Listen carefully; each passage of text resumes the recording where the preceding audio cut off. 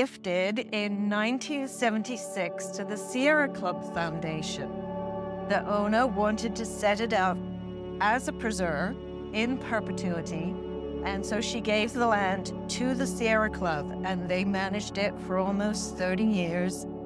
And then they decided they were ready for somebody else to manage the land. So the land was transferred to the Coffeen Land Trust. And that's not to say we lost our Sierra Club members. We had 3 valiant members that transitioned to the Land Trust board, and they have helped to sail the ship on an even keel for 20 years, despite the tempests that they had to endure. So we're just going to send a little love first thing to Dave Wells, Carolyn Carr, and later on Charles Friley for all of their service. I wanted to share with you the love story between the 2 people who found this land down here and just absolutely fell in love with it. Here she is, Miss Dorothy Bushnell Coffeen, and then her ever-loving husband, John Coffeen. And it was actually Dorothy's brother, Robert, who found this land. He had been state attorney general for Massachusetts, but he really just wanted to be a chicken farmer.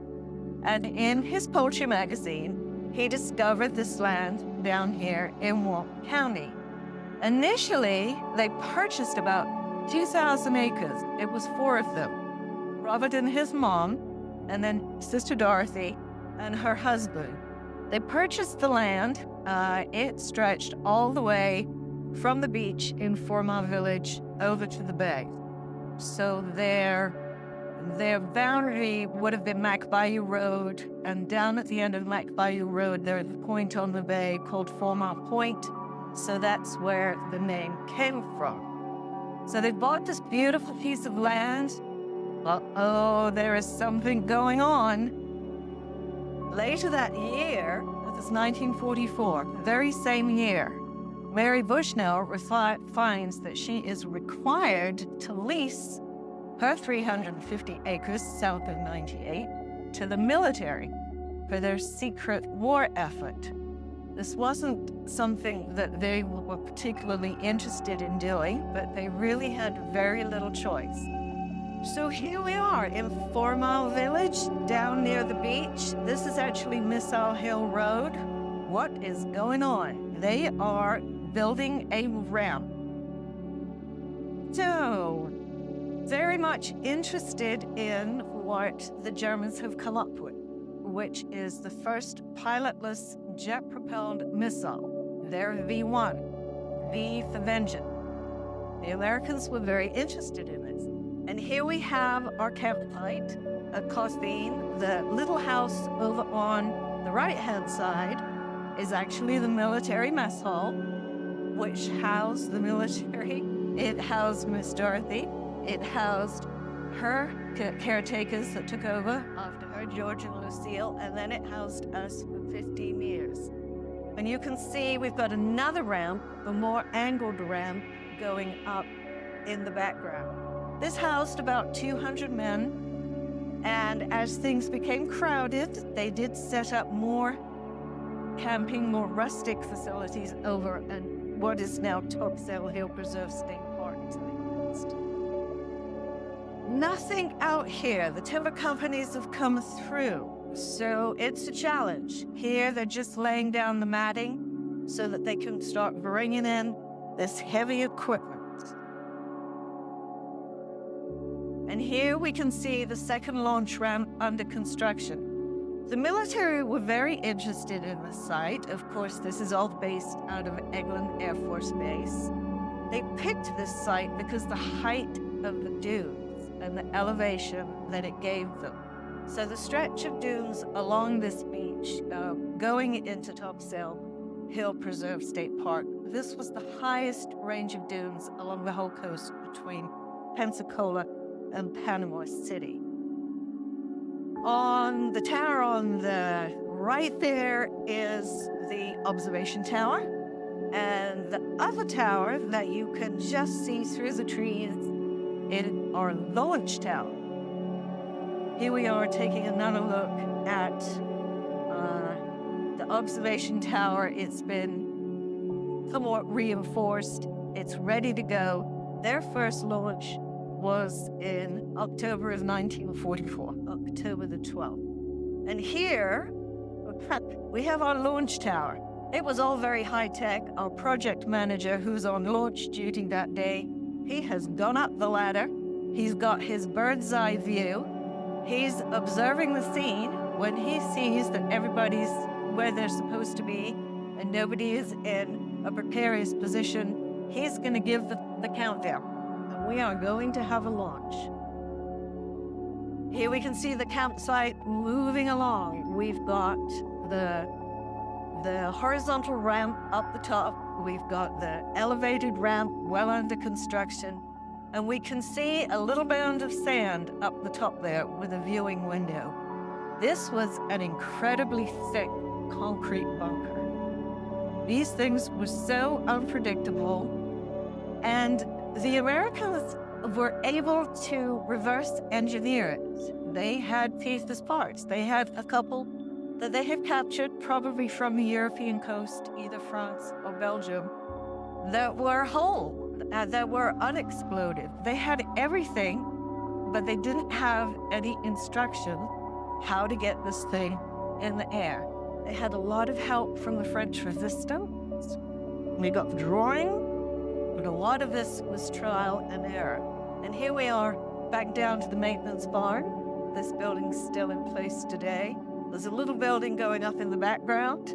That probably went up as the chapel. In between the two buildings, we've got a missile there, ready to go. And we can see what was going on in the barn. They were shipping everything down from Wright Field in Ohio. And so they were uncrating, putting them together here. Now we've got to get them down to the launch ramp. But here we go. We got a crane. So they dragged it down to the launch ramp. We've got Major Ezra Kocher, our project manager, hanging on in the middle there. And if you're interested, you can come and see who all the people are. And here it is. Here is the German V1 re-engineered to the American JB2. We got it down to the launch ramp, and they've sat it on a sled. So the Germans had a problem. The post-jet engine that they had invented was not strong enough to get this thing in the air initially. It worked great once it was up there. But they needed an additional ignition thrust. So the Americans chose to try this method. They put it on a sled, and on the sled, they could attach rockets. So now we've got rockets firing a sled to launch a missile. Even more unpredictable. So yes, we need a bunker. So all of the cables ran into the bunker. You've got the guy on the launch control tower giving the countdown. There must have been somebody that this person could see through the viewing window. And when he was given the okay, he flipped the switch right there from inside the bunker. The sled would fall away. It usually fell in the shallow water. Our destined fishermen were out there, our enlisted destined fishermen were out there operating the crash boats to try and bring in whatever debris they could, and they would reuse those sleds if they could get them back up on the ramps. And here are all our visiting dignitaries out for a field trip. And Bruce has got that picture. We've got major generals, we've got brigadier generals, we've got commanding generals, and they're all here enjoying the Florida sunshine. And here we've got one actually taking off. And here you can see the sled falling away, which was what it was supposed to do. They liked it better if it remained at the top of the dune, but that, most of the time that didn't happen. We're in Wright Field here. They're in the wind tunnel.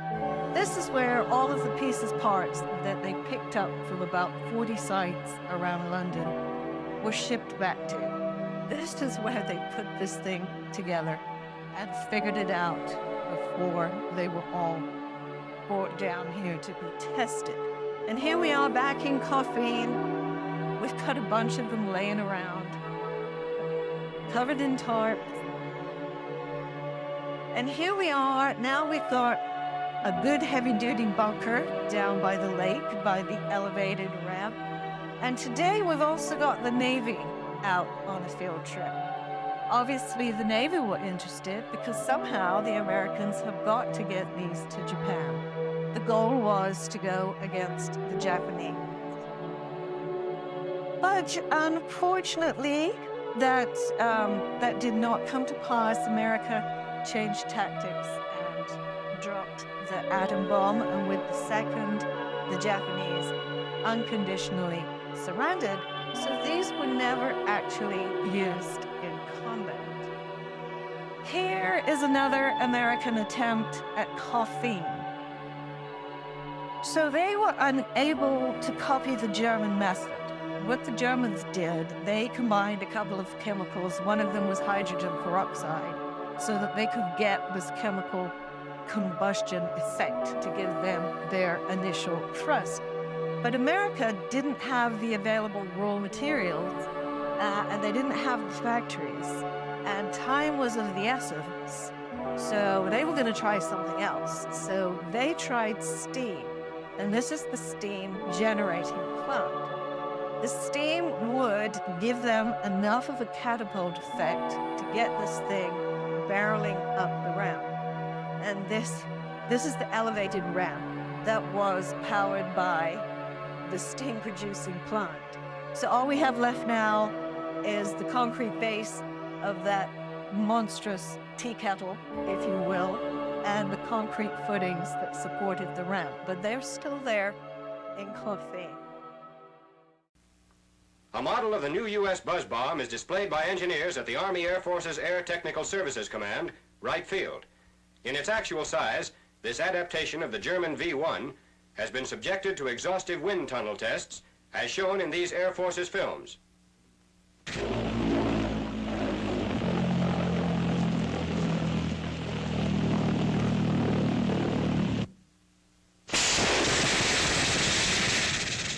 Now the American buzz bomb is flight tested. The carriage, which acted as a catapult, drops away, and the robot flies toward the target on its own power.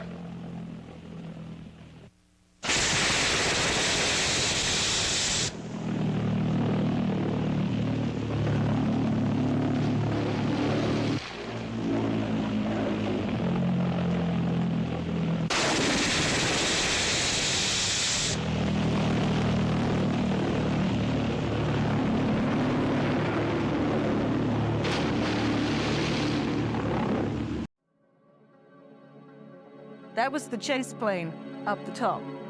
If these things went off course, and they had a rudimentary guidance system, and they went off course, the chase plane was supposed to be able to shoot them down. But a lot of the time, they couldn't keep up with them. They did shoot one down when it reached 6,000 feet. All right, so that was what was going on, and I added a couple of these. These are from Eglon's collection. And as you can see, a lot of unpredictability. This was not a good day. And then our last one here. They're working on the post-jet engine, but as you can see, they have got their handheld fire extinguishers at the ready. So that was all that was going on. Here's Mary and Robert and Dorothy and John. Unfortunately, are stuck with this lease.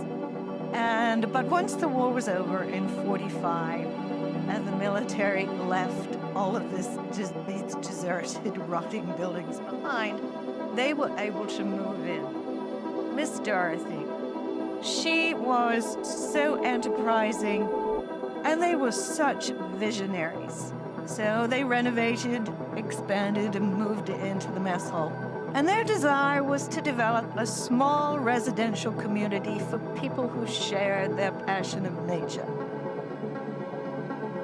The idea was, well, this is what she did. She took apart a couple of these cabins. She hired 3 laborers to begin with. So they actually moved a couple of them, set them down on lots down by the beach, and Dorothy started renting them out as vacation homes. And they actually made them very nice, except for the lack of air conditioning at the time. They even had little custom-built shelves in them. And the idea was that people would fall in love with it area. And then they were going to want to purchase something. And then they were going to want to build. And they were going to become Dorothy's neighbors. That was if she approved of you. You could not rent in Formal Village from Dorothy Coffeen unless you had a personal recommendation. And Miss Sally is with us today. She's in her 90s. I said, well, how did you manage to buy a lot? She said, well, my husband was in the oil business, and we knew this gentleman in the business, and he knew Dorothy Coffeen. So he was our personal reference, and we were able to come in and rent a little cottage, and she persuaded Dorothy to sell. But you just could not walk in and say, I'd like to buy a piece of land. Miss Dorothy basically handpicked her first generation of builders. They were the people that she wanted as a neighbor. They were the people that she could feel had their passion for nature. So one aspiring early purchaser was Everett Eaves.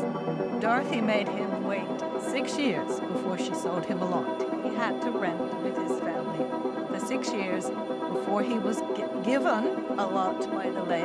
You didn't always get to buy the lot that you wanted. Dorothy would allocate a lot to you.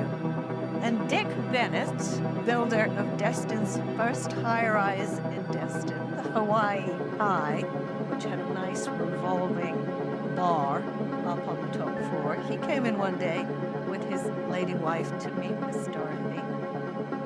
And she asked him what he did, and he told her he was very proud of it. He said, well, Mr. Bennett, there is absolutely nothing for you here. And I said, so she showed you the door? And he said, yes, but she was such a gracious lady. She did it so graciously. So what else did Dorothy get up to? All right, here we have an aerial shot of the place. We're looking down over Lake Fuller, which is in the Coffeen Nature Preserve. We've got some houses along the beach, we've got some houses along the lake, and then we drift into what is now Topsail Hill Preserve State Park. And our Lake Fuller connects to their Lake Morris. We have this wonderful joint ecosystem. Well, in the 60s, Dorothy heard that the Department of Transportation had plans. They were going to carry the beach road 30A through what is now Topsail Preserve, in through her property and out where 98 joins the old 98 up there in the Sandestin area.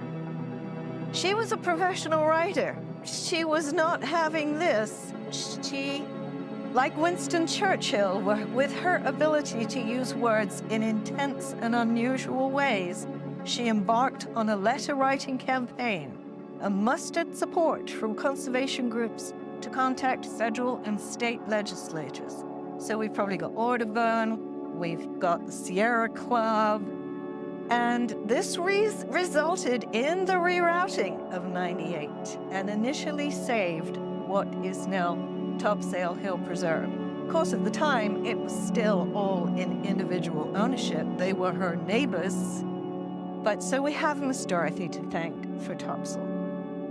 And years later, she did the same thing again when Sandestin were trying to encroach on her property from the north side. she prevented 98 coming into the property. So what is in that little area that I just showed you? It's a hydric hammock. And what is a hydric hammock? Well, it is an unusual, natural, thriving community in favorable environmental conditions. So our hammock, which is partially in Coffeen and partially in Topsail Hill Preserve, is predominantly, the upper stories, predominantly water oak and live oak. And this is our side of the hammock. This photograph is actually taken from our management plan. And we've got huge southern magnolias in there, amongst other things. This is where our eagle's nest is. Our eagle's nest has a number. It's WL7009. It is registered and monitored with the Audubon program.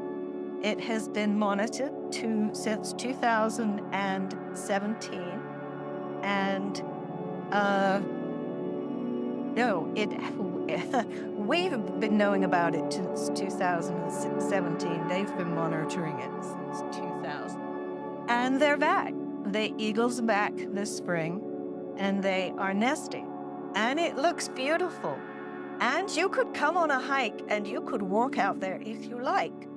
But it is a thriving community of other things as well. The ticks are pretty horrendous, and so are the chiggers. So you would need a serious pair of hiking boots if you were ever to undertake this.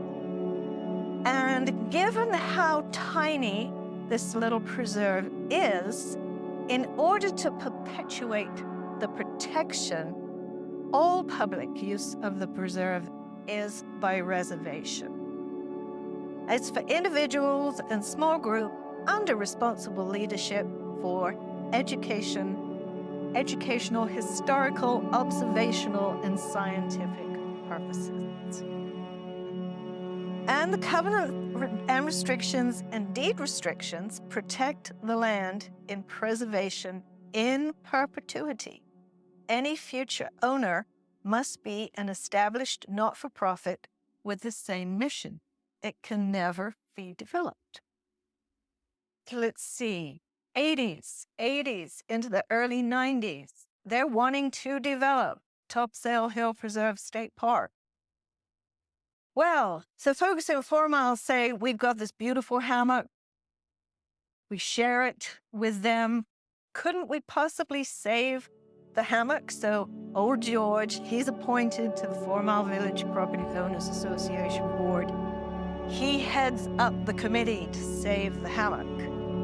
He goes out with his video camera, and he starts recording all the way into Topsail Preserve. Now, unbeknownst to them at the time, the state was already after them, and the Nature Conservancy was working on behalf of the state, trying to facilitate this acquisition. So, organizing citizens for the preservation of Topsail Hill, we've got residents, including old George and his wife, Mickey. We've got Marion and Jim Ludlam. There was actually a butterfly garden dedicated to him in Topsail. We've got John and Sandy Wright, and they partner with the Nature Conservancy. So now they're 1,300 members strong. And they lobbied local officials and Governor Lawton Charles and the cabinet for years. It took about a decade. Old George, with the help from his old Washington law firm, uncovered improper local financial transactions that ultimately led to a savings and loan collapse. As a result, approximately 20,000 acres came up for auction. So, with the help of the Choctawhatchee beach mouse and the red-cockaded woodpecker that were now uplisted to endangered species in need of protection, the state purchased it all with Preservation 2000 funds. Preservation 2000 was an aggressive land conservation purchase program of tax dollars, and this was voted for by the Florida citizens. And this includes Deer Lake, Grayton and Topsail Hill Preserve State Parks, and the Point Washington State Forest. Now, to hear old George, as he called himself, tell the tale, you can go back to the website. You can go into the Naturalist Corner, page 2. You will find the beautiful video by Elam Stoltzfus on the coastal dune lakes. And you can watch it in its entirety on the website or reach out to Live Oak Productions. It is an absolutely beautiful video, and George does tell the history of 4 Mile in a section. And I have a wonderful update. We just managed to have a prescribed burn, which is a very difficult challenge for us, given our urban interface of sandesting condominiums, the hospital, but it is something that is really necessary when you are in the business of managing land, because it's not if we have a forest fire, it's when. So the idea is to remove all of this woody understory. You're opening it all up for the grasses and the plants to feed the wildlife, but you're also reducing what they call the fuel fire load. And we've had a very difficult time with finding companies to be able to help us to do this. So this company was ready to burn, and in one day they knocked out 77 acres. Very professional, no problems, no smoke on the road. So we're patting ourselves on the back. There's my ever-loving husband, Bruce. And we've got Chris Hawthorne, who is the manager of Topsail Hill Preserve State Park. He is our newest board member. He is in there helping. They are not allowed to let their rangers come onto our property because the insurance doesn't cover them, but they brought their equipment to the fence line, their big pumper truck, and anything else that they could use to help us out with this. And they were ready to go. Taking you back, another community partner that we work very close with is South Walton Turtle Watch. They actually will dig the nests after they're hatched. They'll count the eggshells, determine how many hatchlings made it out, but they may also find some weaker hatchlings in the bottom of the nest, which they will then take to the beach and allow to imprint down the beach, which these turtles have to do so that they will know how to come back. This is way back about 15 years ago. This was the first recorded leatherback hatchling nest in Walton County. Obviously not the first leatherback nest, but just for the South Walton Turtle Watch organization. These are, you will see them much more on the Atlantic coast. They don't come along our beaches as often, but they do. So there were 2 little hatchlings, Hope and Spirit. And the call went out. We had red tide moving in from the east. And the call went out, and I said, we're fine here at 4 Miles. And they were able to bring them in, and they released them there. So that started our partnership with South Walton Turtle Watch. The state parks, they monitor their own turtle nests, and they also close at sunset. And Turtle Watch has been coming to our beach, being tucked up against the state park. We are one of the least lit areas along the beach. And along under the condos now, because the turtle hatchlings get so disoriented, they will just cage them. And they will bring them into 4 Mile, and they'll let them do their imprinting there, and they'll release them after dark. Ah, here we are. This is during our time in the mess hall. We had a visitor. And I did take this picture, but I am way far away. My little Canon camera had a good lens. He's actually checking out Bruce, who is inside there. So, bears are an issue. what do? Well, you get yourself a bear-resistant garbage can. So here is our old military workshop, still in use today. And here's our first batch of garbage cans coming in. And I bring this up because it is a real partnership between our homeowners and the preserve. And the Property Owners Association went ahead and purchased a can for everybody so that we could get everybody on board. And it really has cut down on the bear-human interactions. The lids are really heavy. And then you have to put your finger in to make the mechanism work. And the bears haven't quite figured that out yet. So that is our story. And in closing, I just want to share a letter that Dorothy wrote after her husband passed away. And it was because of his love of nature that she wanted to set up the remaining lots that they hadn't sold into what is now the Nature Preserve. And she says, there exists a hope that the life now at rest may give a message. I desire that John be remembered for his deep love of this beautiful area and its unique loveliness that he so revered.